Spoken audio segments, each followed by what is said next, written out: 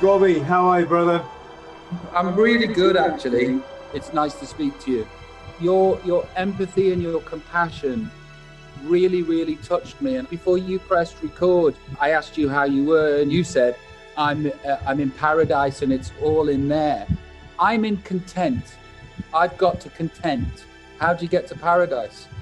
Pain medication is fucking evil.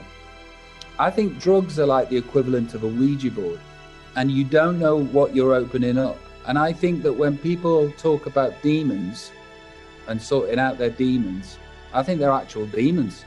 I tell you what, though, it's a fucking field day for conspiracists right now, isn't it, with this that's going on? What I did straight away in this lockdown was rid myself of the mainstream media news, because I understood that it was inflaming my panic and paranoia and fear. Why all the symbolism? Everybody's saying, this and this and all of these things, and Hollywood's in on it. It's not true. I'm in love with the planet. I'm in love with its people, which is weird because I'm an agoraphobe. The awakening is upon us, or we're deluding ourselves yet again. Is there anything you don't want me to mention? No. Let's mention everything. Okay.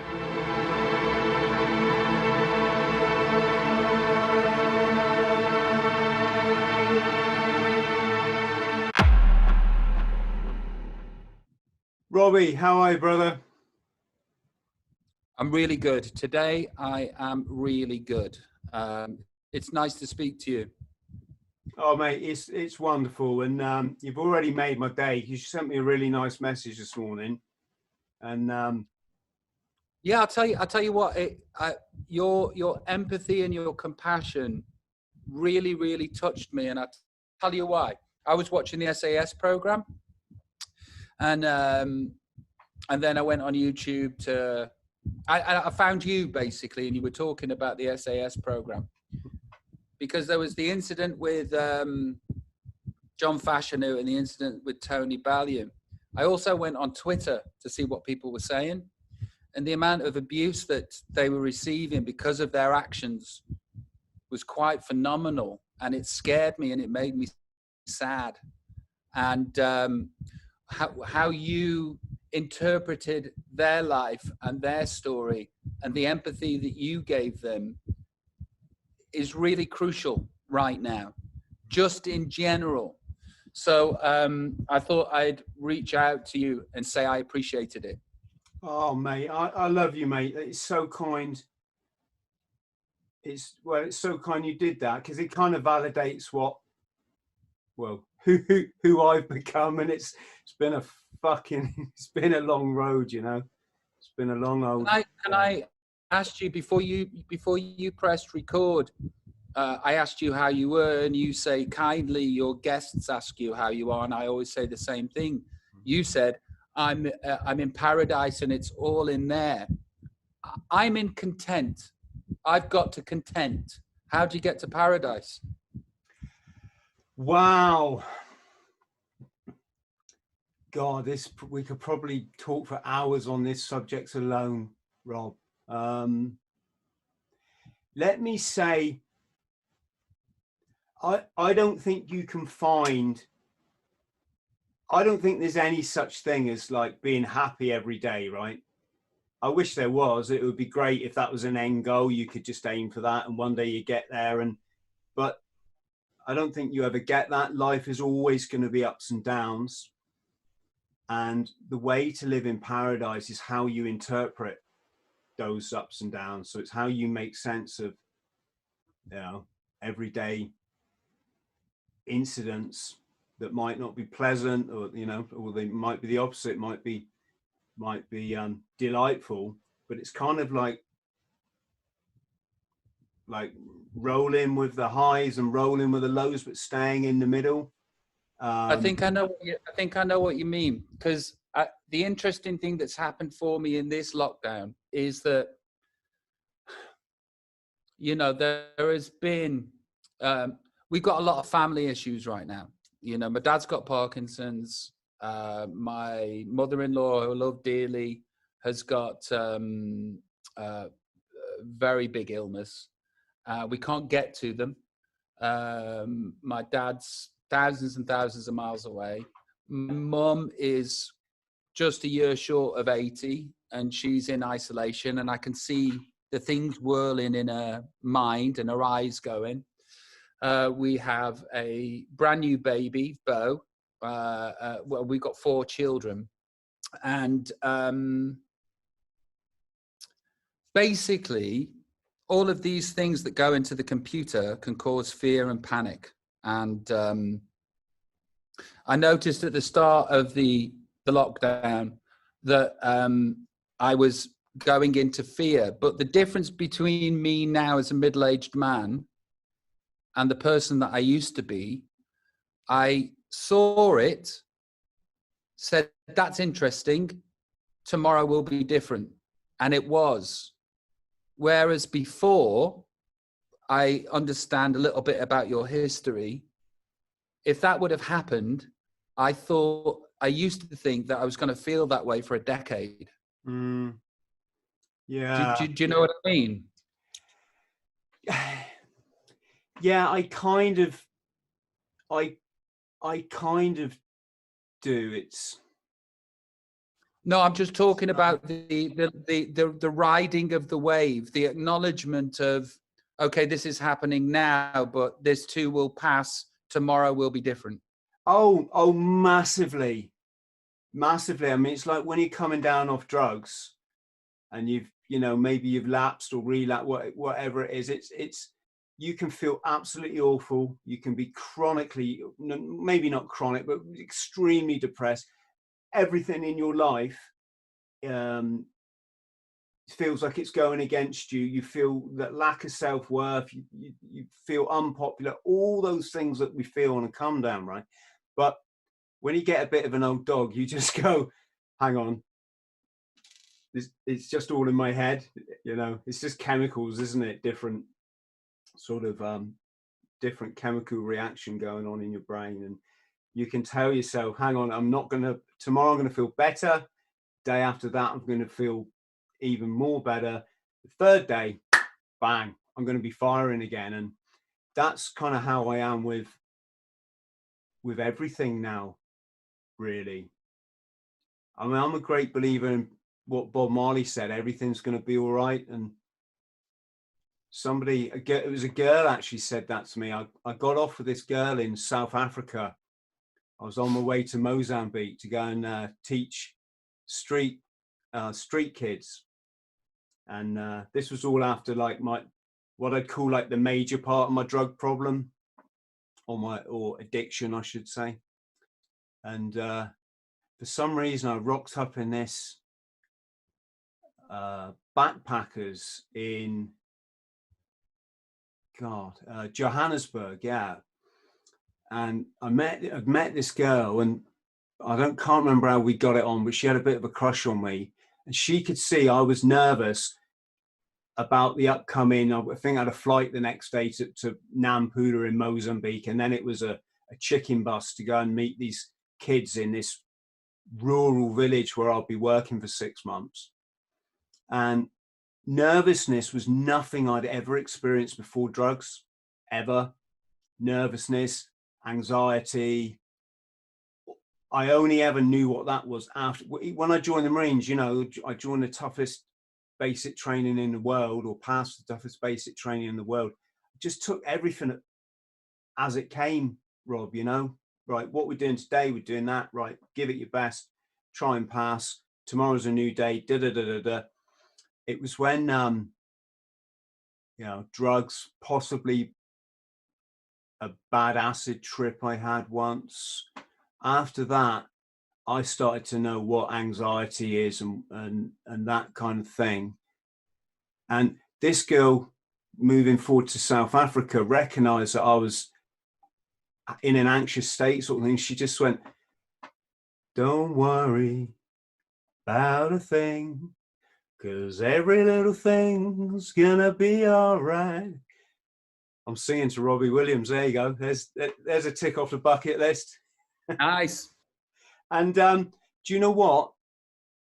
I just got it. I just, I've got a lot of things at different stages over the year. And just the way she said that, it's like there isn't anything to worry about, is there? Everything usually is all right. If it's not, we get on and deal with it. So see, I was different to you. I sort of took drugs to fill in the blanks, and when fame came to me at a very early age, I was 16 when I joined Take That. It sort of magnified all of the negative aspects of who I thought I was. And before that, I was quite content, but I was vulnerable and incredibly sensitive. And I felt like I'd been born with an open wound. And then when I was thrown into this mosh pit of show business, it intensified the negative aspects of my own self-doubt. So I took drugs to become the person that the world was telling me I should be. When really, I'm an introvert, and it's okay to be an introvert. I'm an introvert with extrovert tendencies. I'm an extrovert for a living, but I'm an introvert in real life. So I did know about anxiety. I did know about fear, and I did know about being scared and not being enough. And then it just intensified and got worse. And then, you throw petrol on the flames by ingesting what you ingest. So you say that when you were growing up, you didn't have that. And then what you became was a product of your addiction and self-abuse. yeah, I wouldn't want to mislead people and have them think I didn't have any challenges growing up, because without, going too deep into it, I had the archetypal troubled childhood. That's to put it mildly. My parents separated several times, ending in divorce. I think I went to six schools. So that's 6 new sets of friends, six new sets of bullies that you've got to fight so you don't get bullied, all that kind of stuff. Yeah, it was, like I say, I don't like to talk too much about it because I believe in forgiveness, but it was quite, I went through I went through things, Rob, that a toddler shouldn't ever go through, right? But even off the back of that, even though that instilled certain character traits in me, like I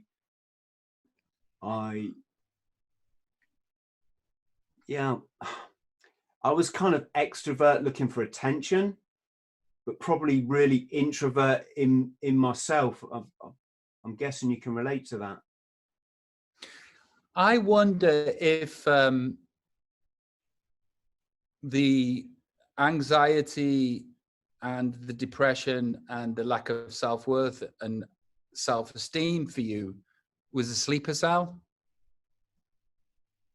Do you know what I mean? It was there, but maybe you just blocked it out because of the trauma of what happened to you. Gosh, let me think. I never knew depression until I came back from Hong Kong. So for people watching who don't know, I left the Marines to run what was a fairly successful business in Hong Kong. It was turning over an awful lot of money at one point. So I just assumed leave the commandos, go to Hong Kong, make my fortune. Just a little bit naive young man, really, but that's, very capitalistic sort of thing. So within 6 or 7 months, I was chronically addicted to crystal meth. My business had gone pear-shaped, and I ended up working as a nightclub doorman in a club over there run by the 14K triad crime family. So things all got really, quite interesting. So I'm in full-on psychosis. So best way to explain that is like I'm schizophrenic, you know, I'm in like a full-on sort of schizophrenic mode while working for Hong Kong's most violent crime family. It got a bit hairy and it got a bit not nice. But when I came back from there, I was back in the so I was in that kind of state for, let's just say, a year. When I came back to England, and my family didn't recognize me, Robbie, you know, I walked up to my dad in the airport and I was like, all right, Dad. And he keeps looking at the arrivals, you know, tunnel. I'm like, Dad, it's me. And he looked at me and his face was just shocked. I'd gone out there sort of 13 and a half stone, like bodybuilder, and I was coming back best part of 9 stone, you know. Anyway, I was fine for a few days. I smuggled a little bit of crystal meth back with me, did a few lines of that over the next couple of days. And when it was gone, and there was no, like, you know, I wasn't desperate or anything. But I was fine, but there was a massive empty feeling in my life. I loved Hong Kong. It's so vibrant over there. It's just like being in your own kind of, can't really explain, your own movie 24/7. Literally, I used to just dance all night, and you know, I used to work on the door till 2, 3 in the morning, go over to my favorite nightclub, dance with a Filipino sort of domestic workers, and then do the same thing again, anything up to 9 days at a time without sleep. When I got back to the UK, I missed Hong Kong terribly. I missed the people, I missed the language, I missed the food, I missed the culture. I missed being a front man on a nightclub. As kind of bad as this might sound, but a nightclub run by fucking head cases, you know, who'd taken me in when I was homeless and sitting on my backpack on the Nathan Road over there. And when I got back to the UK, I stopped the drugs. I was fine for like a few days. It was almost like everything was back to normal. And after a couple of weeks, I got bored. My family's telling me, Chris, take it easy. You've been for a hard time. And I'm like, no, I want to get a job. I want to get back over there as soon as possible. This was my thinking. Well, I never got that job. But what I did do is go and score some speed. And you know, you can sort of see where this is going, right? Next thing, I'm like scoring a bit more speed. Then I'm like, I was on like benefits, something that was like 80 quid a fortnight or something. I'm spending 70 quid of that on speed. I'm keeping 9 quid towards paying my bills. And I've got I think I had like £1.80 to spend for my fortnightly shop, right? Anyway, because I didn't have that much money for drugs, and I never sold drugs, it wasn't like I had an endless supply in my pocket. They would last me what I could afford for about 3 or 4 nights, and then bang, I would literally crash where I was. I'd be raging. I was injecting drugs up to like 12 times a day. When it ran out, because I had no more, the tiredness would finally like come over me like a tidal wave. The drugs wouldn't be able to hold that tidal wave back, and I'd crash and I'd wake up 2 days later, wherever it was, when that tidal wave. It was lucky I wasn't in fucking Tesco's or something, right? And of course, what came with that? Chronic depression, the sort of depression I'd never known. I was directionless, didn't know where to go, didn't know where my life was going, felt I had nothing to offer an employer. I was an elite Royal Marines commando, and I felt like I had nothing. On top of that, I've got some real hairy situations with the triads while working for them. And obviously I was in psychosis for on and off for 3 or 4 months, which is traumatic enough in itself. Plus I've got all my childhood shit, which I've never, you know, I never dealt with it because I never really realized I had it until I started to get involved in drugs. And you're thinking, you think a lot more. And so, cut long story short, that was my first experience of depression, but I didn't know what it was, because no one comes up to you, or certainly back, like, this is 20 years ago, no one like comes up to you and goes, Chris, you're depressed, mate. That's what it is. And by the way, 3 nights off your head on drugs ain't helping you, mate, right?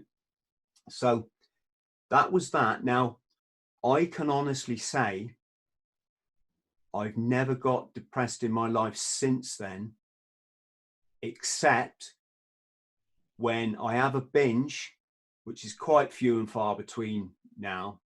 But it's petered off over the years. It went to like drugs. Are you in a booze binge? Booze doesn't bring on the depression. It's the class A's or whatever that form that might be. Sometimes it's been pain medication. But here was the thing. I got myself out of the country. I did a charity fire walk to raise money to go and study in this school in Norway that then would send me to Africa as a volunteer worker. And for the first time ever, I went away and I knew I was depressed, because I knew what to look for now, right? I've been sober for 20 years. I haven't had a drink for 20 years. In that period, there was a period of time for a year where I relapsed on a certain substance. When I was 19, something happened to me one evening where I woke up the next day and thought, oh, I'm an alcoholic and I'm an addict. I didn't do anything about it for another 2 to 3 years. I've mainly been a sober person for a majority of my life. Where I am now as a 46-year-old is content. There's no binge. I think the last bastion of negative addictions for me that I can't cope with is food. And I'm getting that down. I'm managing that. I'm managing that addiction. What I was thinking over the last couple of weeks in this slipstream that I find myself in of sobriety is the delusion of our reality when we were growing up. How old are you? I'm 50 now. Okay. So the school doors close and the pub doors open. And as simple as we breathe, we just walk into those pubs. And it's a lottery whether you survive them or not. Mm. What it's becoming apparent to me is there doesn't have to be that paradigm. The paradigm that you get your entertainment and you deal with life from numbing yourself. I don't want to do anything about it. I'm just finding it interesting as a sober person of 46 to go, yeah, we didn't need to do that. Mm. But it was just the route the river was taking you, and I've got 4 kids and they're all young. My oldest is 7. The youngest is 3 months old. And I wonder how they're going to approach that particular phase of their life and how I'm going to approach that particular phase of their lives with them. Because I don't know about you, right? And I know this sounds crazy. To some, it might not. I think drugs are like the equivalent of a Ouija board. And you don't know what you're opening up. And I think that when people talk about demons and sorting out their demons, I think they're actual demons. I've had this very conversation, with my partner. Yeah, when opiates get you, and that ain't nice. That is not nice, because you're not just dealing with a mental addiction. Then you're dealing with a physical one that you have got to go through pain to get off this stuff now. Either that or wean yourself down so gradually that the pain, is the pain is sort of bearable. Let me tell you, the greatest hits of the worst time I've ever had with drugs are painkillers. Mm. Oh, when it comes to drugs, yeah, it's the Angels, my song, of the greatest hits that have been the most problematic. Nothing is a day trip or a walk in the park, but pain medication is fucking evil. yeah. Evil and legal, just like alcohol, And meanwhile, the people that own the patent for those pain medications are currently living in 50,000 square foot houses. Mm. Yeah. And that's one of six, while America succumbs to its own epidemic, its own pandemic. Yeah, it's scary. Yeah, well, the whole opiate epidemic, particularly in the States, is, it's an act of, if people want to use terms like the devil, if that's how they frame things, that's an act of the devil. They convinced a whole kind of, from what I understand, a whole community of general practitioners, so your doctor, that this medication is just as harmless as taking an aspirin or taking an ibuprofen or something, right? So the doctors then prescribed it willy-nilly, and we've got this situation that we're in now.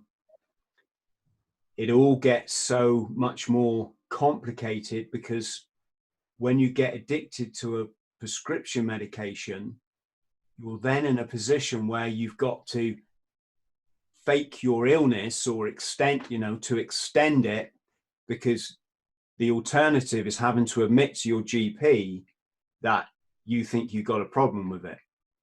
That's problematic even in itself, because we live in a society where it's just so much denial anyway.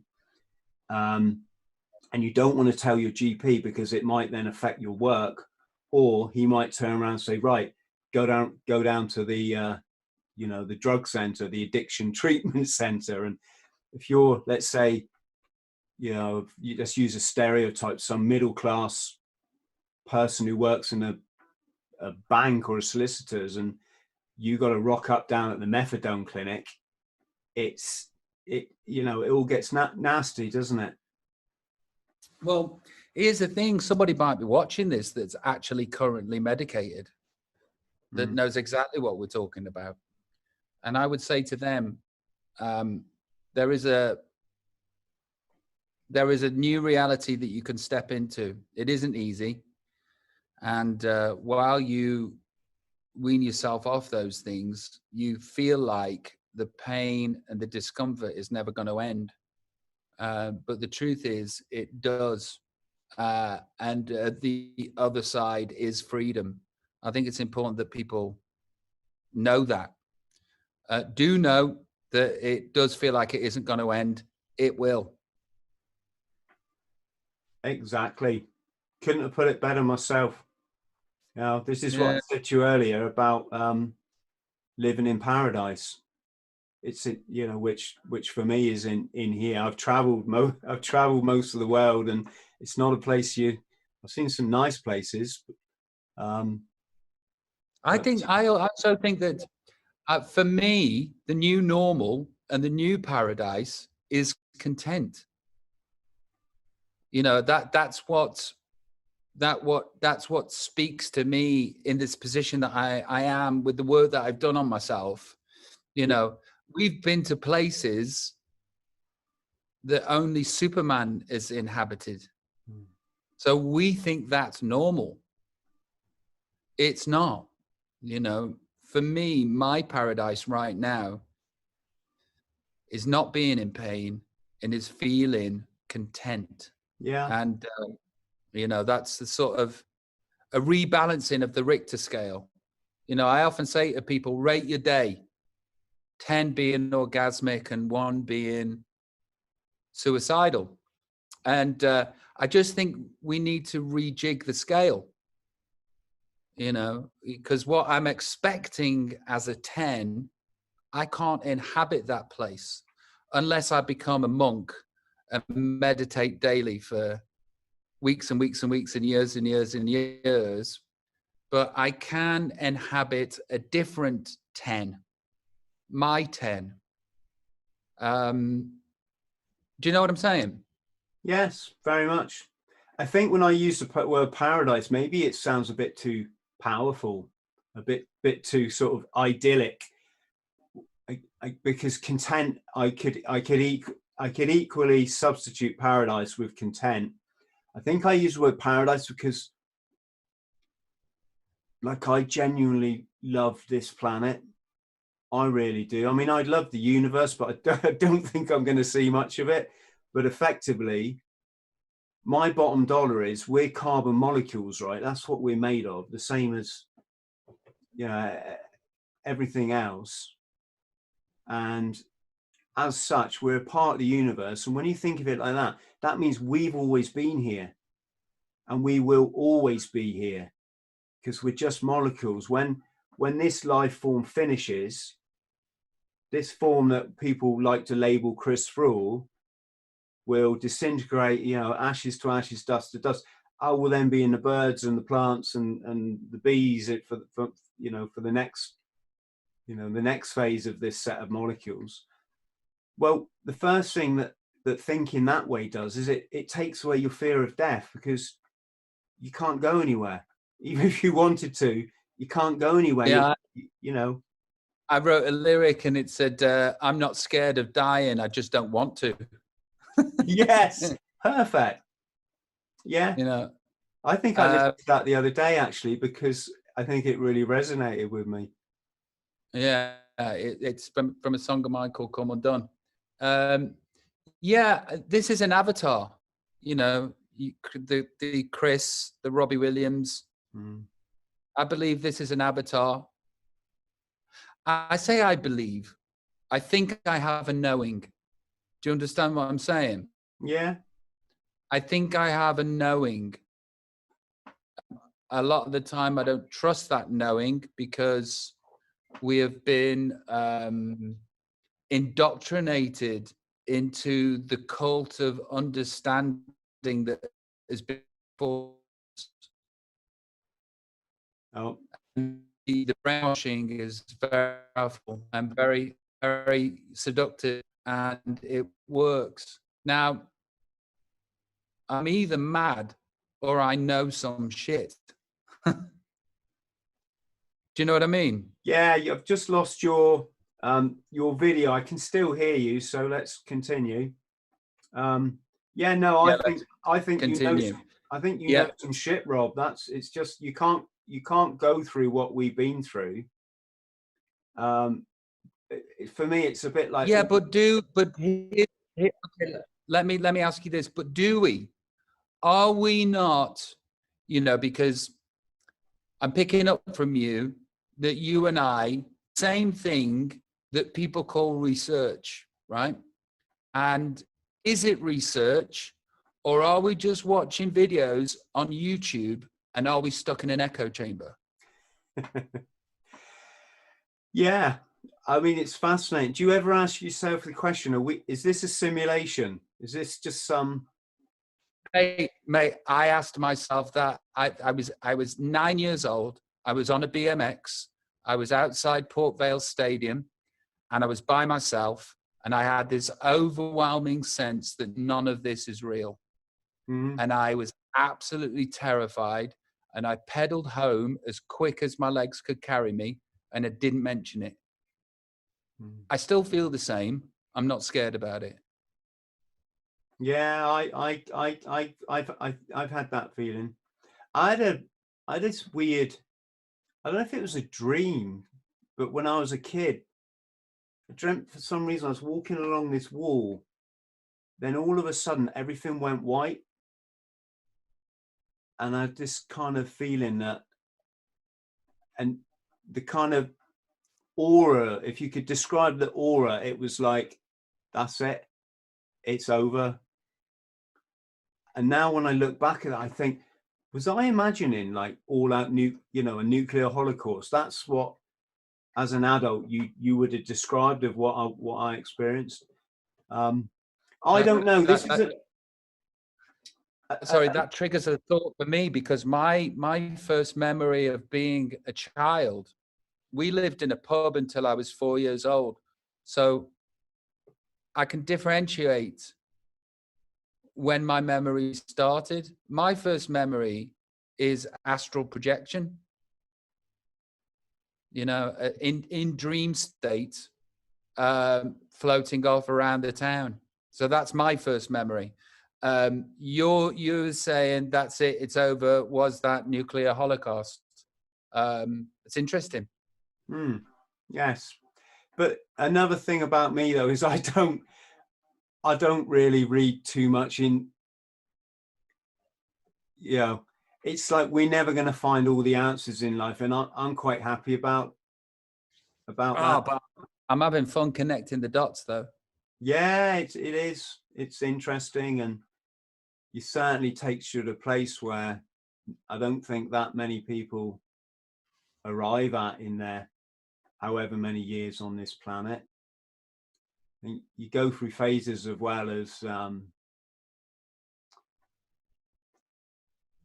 it's a journey, isn't it? And like any journey, you can feel quite lonely on it at times. At other times you can feel companionship when you meet a kindred spirit. Guess the internet is quite good in that respect, because no longer, I don't know, at the one hand you learn a lot of stuff over the internet that you probably would never have learned if we didn't have it. But then on the other hand, you can connect with people that have come to the same conclusions as you. So I don't know. Yeah, that's like social media on a whole, I think is a bad thing, but I've been able to connect with you instantaneously, and this has happened in a matter of hours. So there is good that comes out of it too. I do Instagram live stuff. At the moment, I'm doing this thing called Karaoke, where I take requests and I sing to people. But in the past, I've gone live with people, random people, and chatted with them. The amount of spirit that I picked up just talking to people on Instagram live has been incredible. The amount of people that I talk to that are carers, that are nurses, that are fans of mine, that like what I do. In fact, I only kind of speak to people that care for things and the earth and other people. And for that alone, I'm glad that social media exists. But then there's the negativity that's very, very powerful, that people, it's an energy, and I have the ability to join in with that energy too. It's only because of the position that I'm in that I suppose I don't. Otherwise, I'd be throwing in callous, dismissive, disparaging, shameful, judgmental opinions too out into the universe willy-nilly, I think.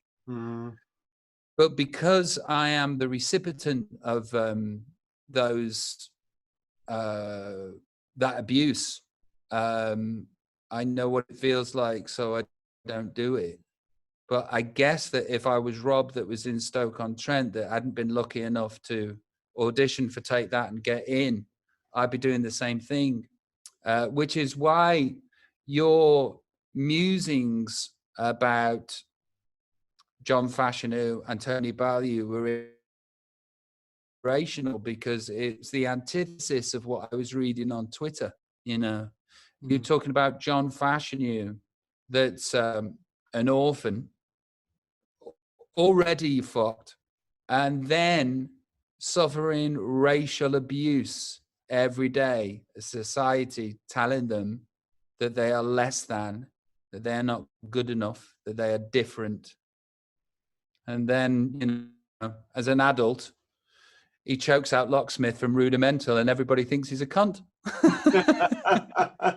there's a journey. There's a journey from there to that, which is why your musings about it was very inspirational at a time when we need more of that. We need more empathy. And I you know, it's like I'm not saintly. I suffer with the same sort of judgments and Schadenfreude, enjoying other people's misfortunes and having people feel like they're bigger and better than me, so I have to tear them down in my head. I know that about me. I don't actively do that, but I know I'm capable of that because I think that's part of the human journey too. I don't enjoy that about mine. For you though, Rob, you've been in an industry where, Jesus, you have got to work so hard to get to the top and then to stay there, right? There must be so much conditioning that goes on in your mind through having been through that process, right? The same, for example, if I'd stayed in the Marines for the 22-year career that some people do, I'd be a lot more kind of, you know, a Marine-y kind of guy thinking, you know, thinking this way and maybe using the cliches that you hear. Kind of, when I see cliches, the kind of things people say to justify war and this kind of thing. Well, I'm surrounded by people in the forces, Special Boat Service, that's what SBS, Marines, Army, and I love them. Very, very, very special people. You know, they look after me, and I love them to bits. There is a sort of knowing that they have, and an understanding. And I think also all of them that I've worked with over the past 30 years, there's no chip.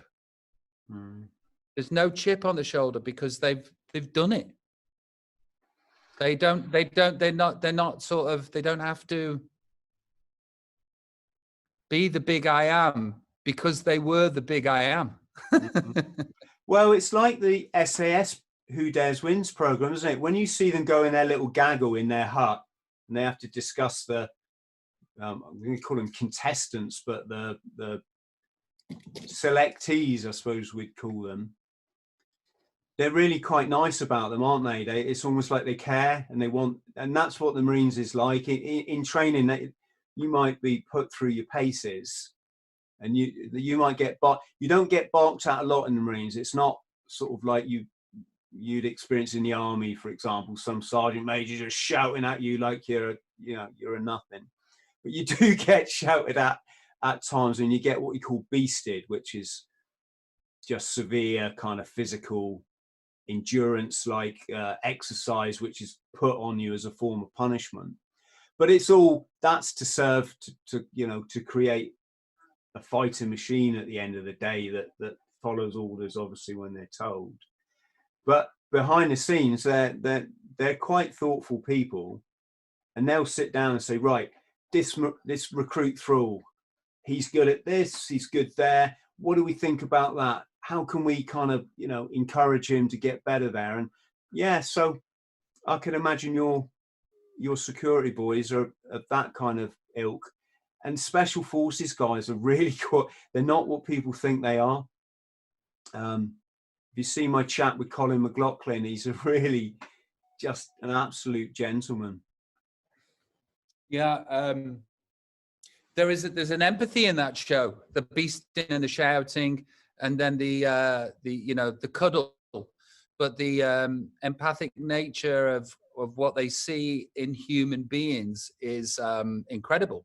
There isn't another show on TV that I know that isn't a therapy kind of show that shows the other side of human nature. all talent shows, all reality TV shows. None of them have that moment where they try and understand the person that's in front of them. Yeah. No, you're quite right. The other thing I kind of like, I don't watch mainstream TV per se, but the two things I watch, one is the SAS program. It's my duty to watch. And Foxy's a really nice guy. He's going to be the patron of my charity bike ride. Next year, I'm going to mountain bike across America. And Foxy's agreed to be the patron, and we're going to try and raise awareness of this alarming rate of veteran suicide, which I've done on a couple of my charity stunts before. So I like to watch it from that perspective. But the other one, funnily enough, is I'm a Celebrity, Get Me Out of Here. And when you see these celebrities put in the jungle, and for the first 1 or 2 days they've got their celebrity head on, and then after that you start to see the cracks and the human nature coming out and the real them. And what I really like is the way that they've gone through this, what do they call it, forming, storming, norming, and reforming this process that the psychology of human beings when they're put together in groups. And I like it when they really bond at the end and they've got used to each other's kind of foibles and faux pas and all that sort of thing, and they're a real solid unit, and they've achieved and they've overcome their obstacles and their fears. And so that's kind of the other mainstream program. Talking about mainstream stuff, what I did straight away in this lockdown was rid myself of the mainstream media news, because I understood that it was inflaming my panic and paranoia and fear, almost like there's a psychic attack. And I instantly went, okay, why don't we take this moment to adjust and reframe where you are putting your energy. And I used to put my energy before this started in headlines, and I knew that I shouldn't, but I was compelled to do it. For 7 weeks, I haven't clicked a headline or read the news. I also don't really watch the TV, apart from a few odds and sods, but I'm on YouTube all the time. Probably a bit like this me. This is where I get my news. Yeah, well, it's certainly the better way. Although, obviously, this platform is becoming more and more censored. Probably. Oh, which reminds me, which I want to get onto. So we're all watching the same videos. We're all coming up to the same conclusions. But I'm on the other side of the veil, right? I'm on the other side of the curtain. And just for context, sold 80 million albums, sold 10 million tickets for people to come see me. Was the biggest artist on the planet for 2 years, maybe 3 years. And I say this not for ego, just for context. Hey, right? Rob, you can say what you like, mate, because you've thoroughly deserved it. And well, bless you. Thanks, Chris. But there's a reason that I'm saying this, right? Because this is what I'm worried about. And it's discernment and the echo chamber that we find ourselves in, right? You would think that the platform that I was given and have, that I would have heard something, know something, or been invited to something, right? I can tell you, on my children, I know nothing. Haven't been invited, haven't heard. The only thing that I ever heard about was what everybody else heard about, and I heard about that when I wasn't famous, was Jimmy Savile, right? So this is what I'm saying to you. And it's really important because we're coming up with our own conclusions, but we're also magnifying our own thoughts and theories, and the maths is off. Mm. Do you know what I'm saying? And Yeah, I do, because yeah. I'll tell you, you know, everybody's saying, you know, this and this and all of these things, and Hollywood's in on it, and everybody is in on it. It's not true.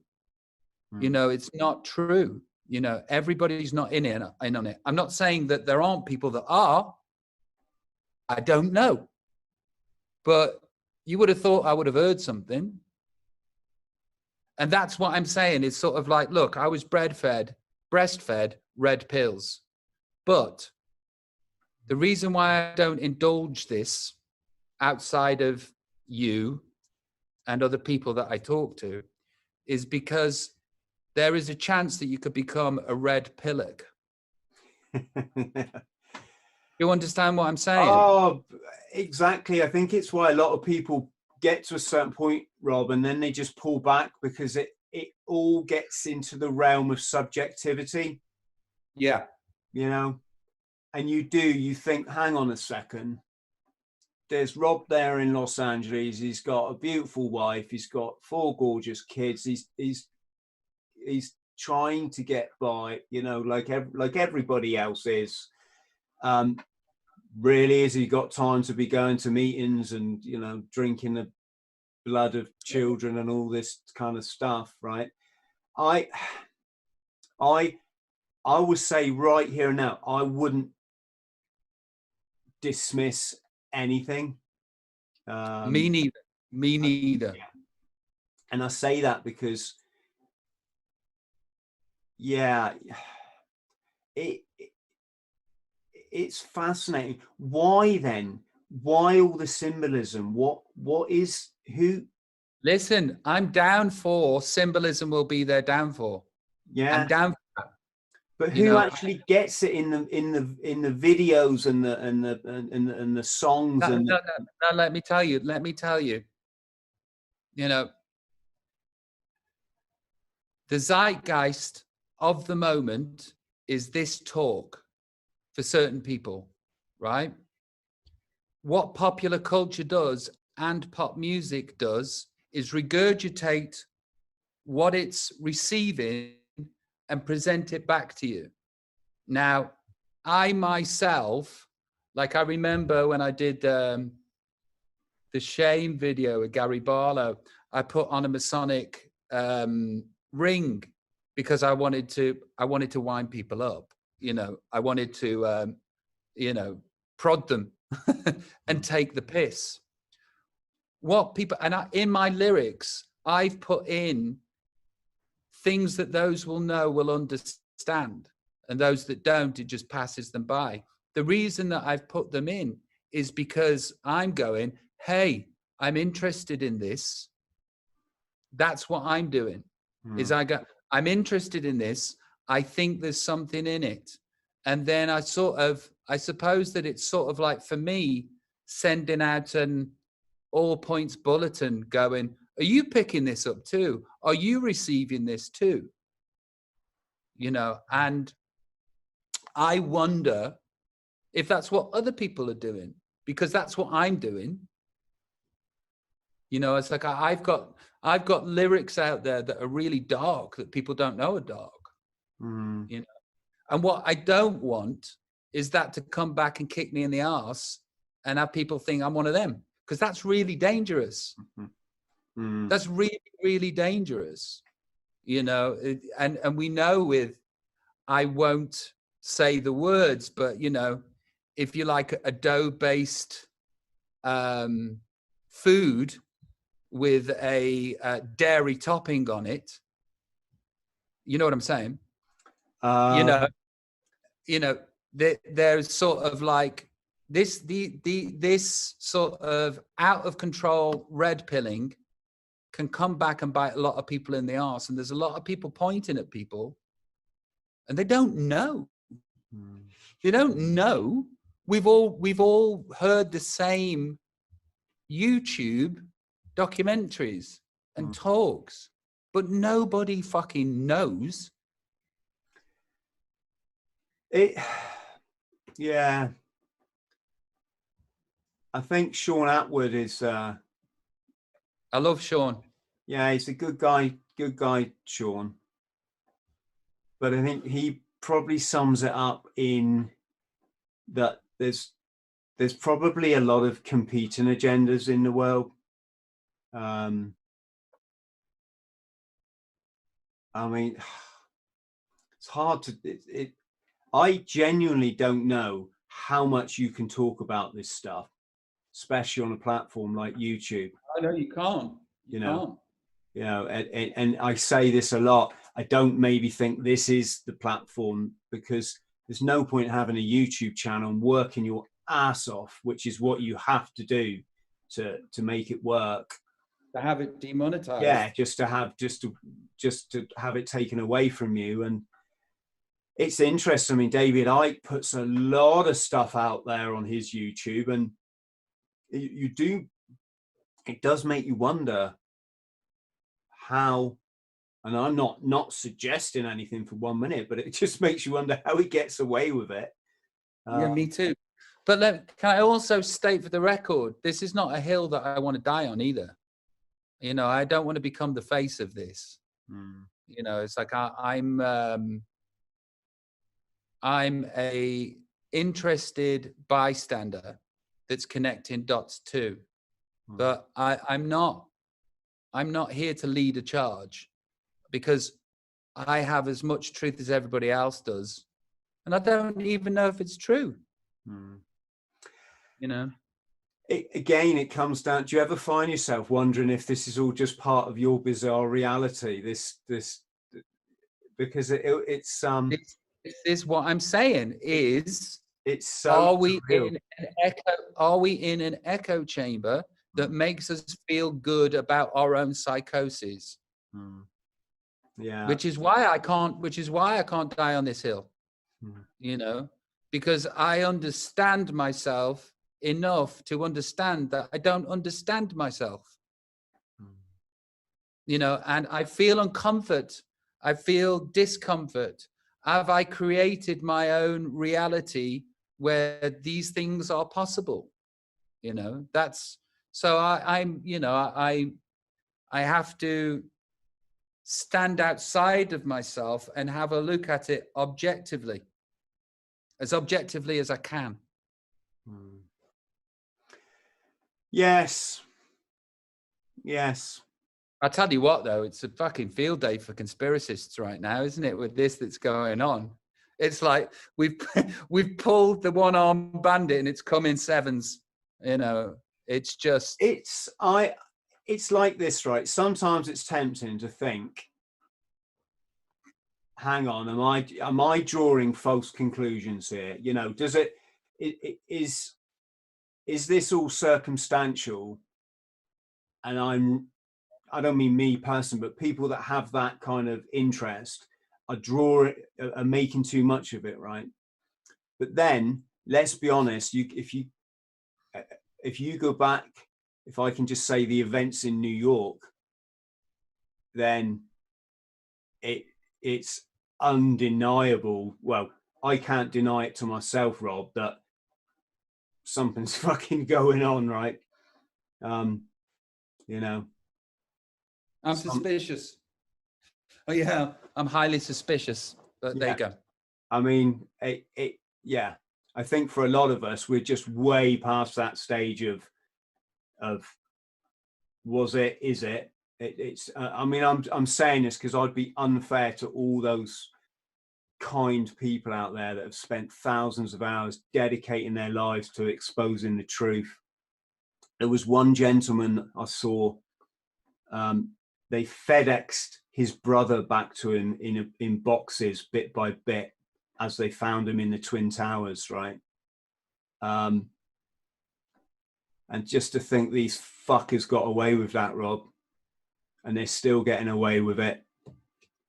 You know, there's a line in the sand, and for me, it's, do I want to live as a coward, or do I want to live as a lion? And there's only one answer to that. And just for that, people like that guy who had his brother FedEx back to him in bits as they found, you know, one box would contain part of his scalp. And yeah, I tell you what I do find interesting is the acceleration of information, you know, where you would sort of have to wait for 18 months before let's call it a dump, you know.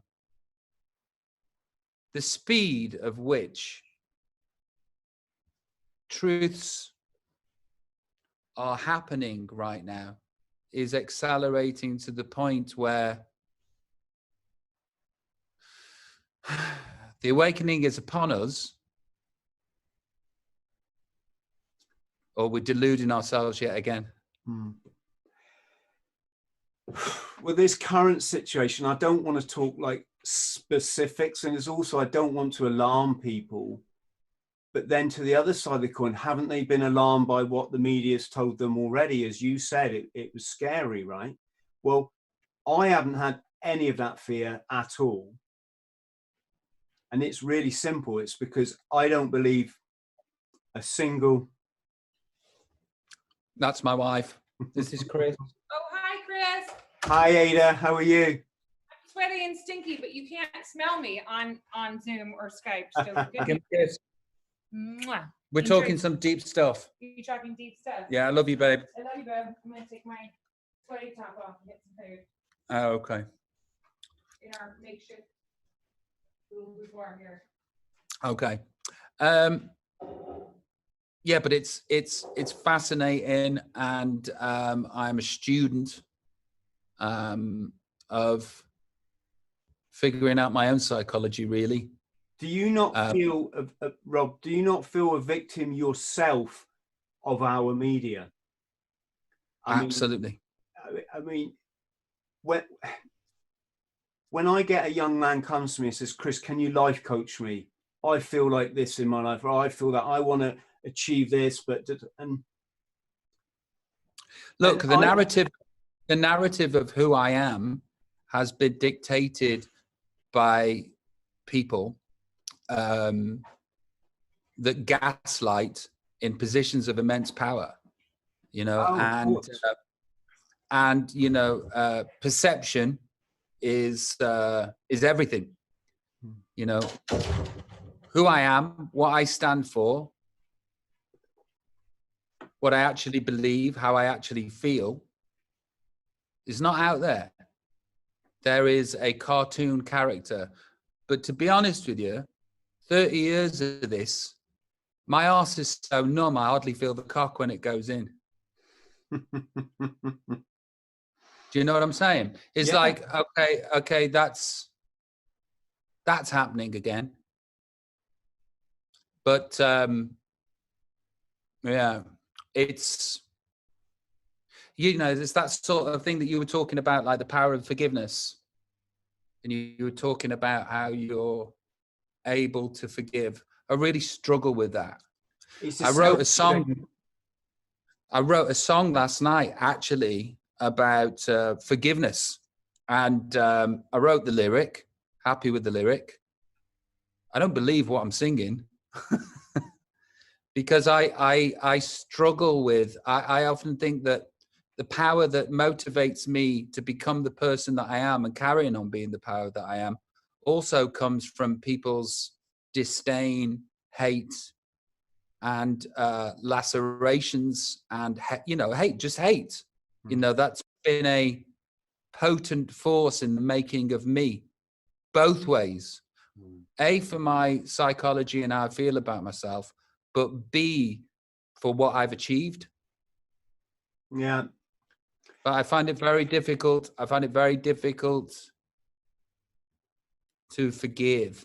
I think if the other person or people come to the table at the same place as I am, I find it incredibly easy to forgive. It's so easy, you know, but if they don't, I carry on in this drinking the poison, expecting somebody else to die sort of thing. Yeah, well, that's massively how it is. See, for me, it's probably quite it's not a selfish thing per se, but if you want to achieve enlightenment, which I would suggest everybody gives that a go. It's like if you're in the marble championship of the universe and you got your pot of marbles, all the time you've got an axe to grind with someone, or you haven't forgiven them, or you know, they're arousing these emotions in you. It's like you've taken some of your marbles out and you're putting them in their pot, and then you're wondering why you're not winning the, you know, the marble championship of the universe, right? Yeah, so I get it. It's like, forgive them, forget it. You know, if it's the bullies at school is an example a lot of people come, or, you know, something a lot of people suffer from. Forgive them. They was probably victimized, bullied, come from broken homes themselves. They, if you met them today on the street, would probably be the first to apologize. Forget it. And this is kind of what I say. And yeah, but it's only because it goes back to what you were saying before. It comes back to empathy again. To understand everybody is to forgive everybody, is a saying that I saw and was like, yeah, fucking hell. You know, it's like, yeah, if you understood everybody, you'd forgive them.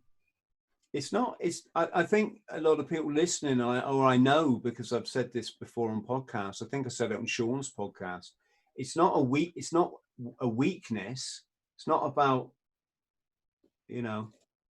No, it's that was one of the lyrics. One of the lyrics was, "I'm not giving up. I'm letting go." Yeah, it's a strength. It's a strength of character to understand, to empathize with other people's situation, to see why they behaved in the way they did, just to let it go. So, yeah, hope that helps somebody listening. But going back to the media, No, it helped me. It helped me. You know, it's like I'm like a fucking Rottweiler with that stuff. I just won't let it go. It's another lovely quote. I heard this the other day. It's like, lift the weights in your own gym. You know? Yes. Don't be at the window of your gym looking at the gym across the road going, oh, they got nice dumbbells. It's fuck that shit. You lift the weights in your own gym. You do the workout here. You know, it's stop. You know. Stop. Hey, mate, listen, I need to go for a pee and I also need to get some food. Well, it's been amazing talking to you. Hasn't it been great? Yeah. I've loved it. I knew that we would instantly have an understanding. Also, you know, it's like I'm kind of sitting on the sidelines watching things occur and seeing the same YouTube clips, knowing certain things are just like batshit crazy, but also knowing that there's a lot of truth in there. You know, it's been nice to get this off my chest, to go, just fucking pause for poise, man. Don't die on that hill because we haven't got the facts. We haven't got the facts. The amount of bullshit that has been created in the places that we go to over the last 7 weeks because of what's happened in the last 7 weeks that remain unfulfilled, that remain not happening, that remain no proof of, but people are fucking sure that it's truth. Guys, just it's a lot back down a little bit. It makes sense that a lot of it's smoke and mirrors, though, isn't it? A lot of it's fabricated to purposely take people off the real agenda on the planet. Yeah, I suppose that could be true too, because how do you controlling the enemy would be the first task, I would have thought. The people, and listen, if they exist and they're as smart as we believe them to be, why wouldn't they be in control of this narrative too? That's what we. They're not. You know, if they exist, they're not just going to sit there going, "Oh shit." They're going to get smart. Yeah, well, they are smart. They've been doing this for thousands of, since the days of the pyramids, and Mate, Chris, if they have. Oh, they have. You know, look, I think that is true.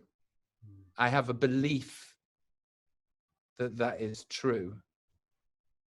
Would I die on that hill and worship at the church of that? I don't know if I would. I'm not as sure as you. Well, it's at the end of the day, I say to everybody, you get one life.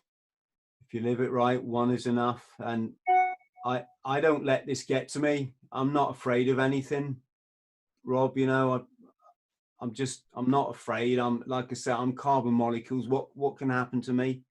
Well, I go back to this beautiful universe that I love anyway. So that's a good deal for me.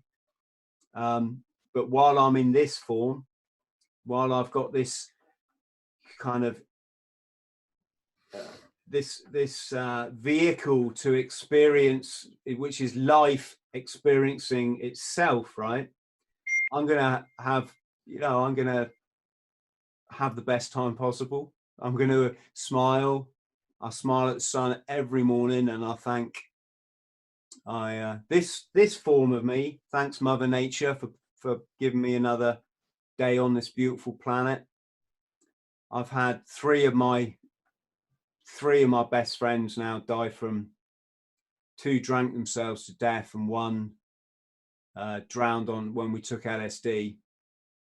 And so it's all very, very real for me, you know. And that devil that you talked about is, even if we're talking in metaphorical terms or literary terms. Not. No, I know that. Yeah, I know that feeling, Rob. I know it. When you wake up in the night, you think, he's got me again, isn't he? He's got me again. And this is why we fight the good fight, you know. This is why we believe in ourselves. This is why we have to have ultimate self-love. This is why we love everybody, every other being on this planet. Oh, mate, listen, I love people. Love people. Mm-hmm. I love connection. You know, I love connections. I love empathy. I love compassion. Yeah, I'm in love with the planet. I'm in love with its people. Which is weird because I'm an agoraphobe. but there's the dichotomy. Anyway, listen, much love to you. Peace to you, brother. Love you too, mate. Okay, lots of love. Keep in contact. Let's keep this conversation going. I look forward to that. All right, brother. You take care. You too, brother. Cheers. Oh, keep talking. They'll come. Thank you. Bye, they're coming in droves at the minute, and I've only got love to give. So thank you, Robbie. Hello, friend. I hope this finds you well. My name's Chris Thrall. I'm a former Royal Marines Commando, and I fought my way back from chronic trauma and addiction to live, work and travel in 80 countries across all 7 continents, achieving all of my dreams and goals along the way. Now I pass my simple system on to other people, but I can only help you if you like and subscribe. So please do so, because you get one life, and if you live it right, one is enough.